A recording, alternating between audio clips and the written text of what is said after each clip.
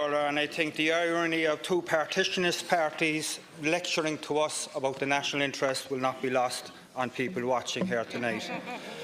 For the past hour, this debate has followed a very strange but predictable path. We have people on my left acting like tour guides when they try to bring us from Belfast to Brussels and then to London. But let's get back to what this motion of no confidence is about. It is about the Minister for Health, his record and his capacity to manage his department.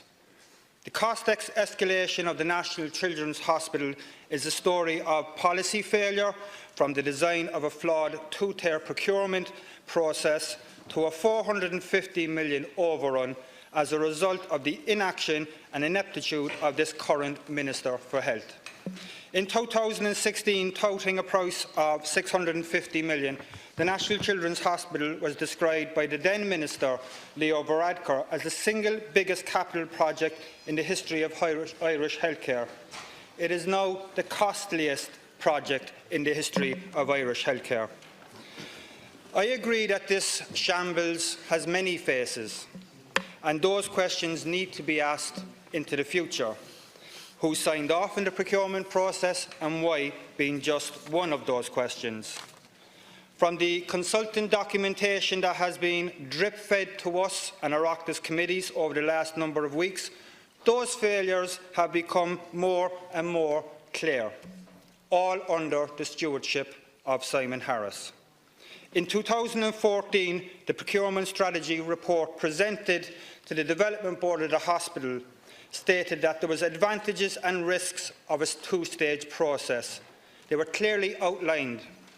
One that saw contractors chosen, signed, cement poured and money paid before a final price had been agreed, all under the stewardship of the current and former Ministers for Health.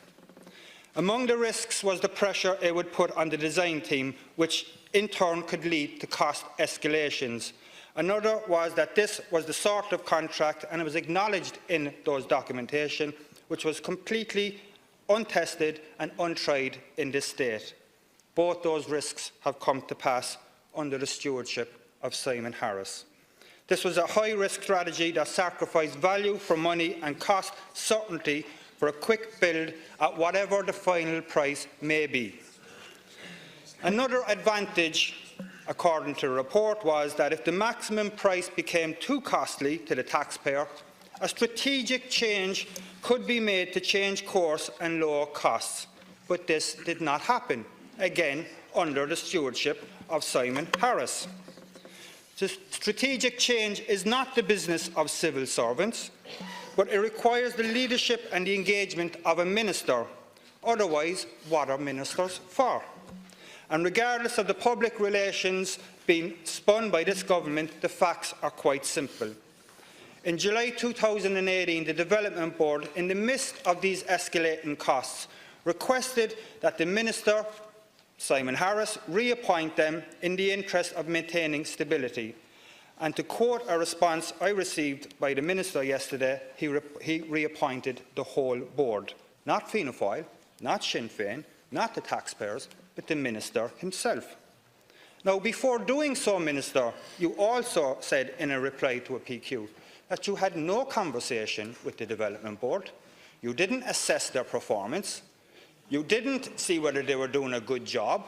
You got a request, you signed off on it, asked no questions, and for me that is a failing on your part, a direct failing on your part, which should be looked at and obviously has consequences. The issue of the overrun at the project of at least 191 million and as much as 400 million on the 27th of August. This information was given to no one, Minister. You withheld it from your own Finance Minister and your own Cabinet.